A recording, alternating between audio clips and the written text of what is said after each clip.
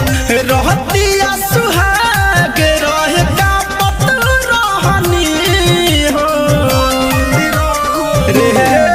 सखी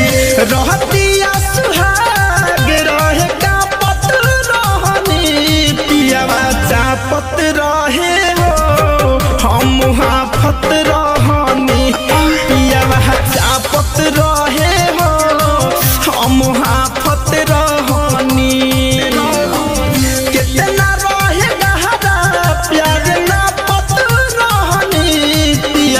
चापत रहे हो हम हाफत रहनी पियावा चापत रहे हो हम हाफत रहनी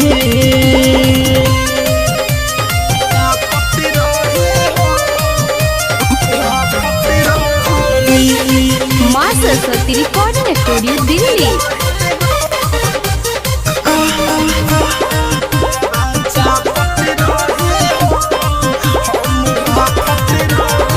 सहतले से जरिया हमारा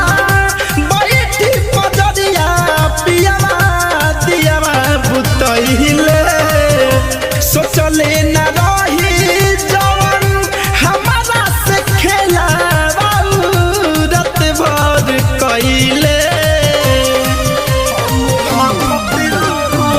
सटले से जरिया हमारा बैठी पजरिया पियावा दियावा बुतहिले सोचले न रही जवन हमारा से खेला रात भर कइले जवनिया के आगी फूकिता पत रहनी हो जवनिया के आगी फूकिता पत रहनी पियावा चापत रहे हो हम हाफत रहनी पियावा चापत रहे हो हम हाफत रहनी पियावा चापत रहे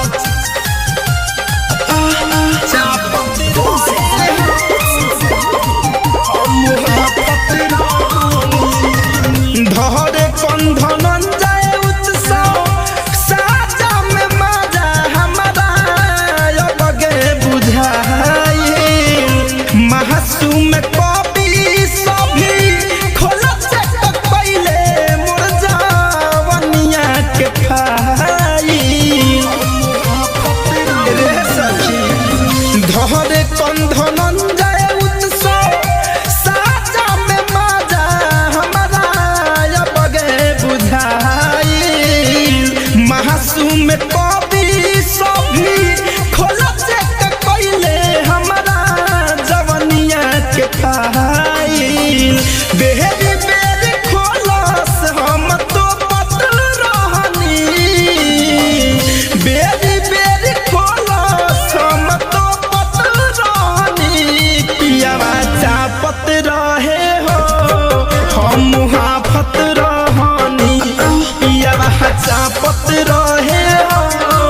हम हाफत रहनी कितना रहे गहरा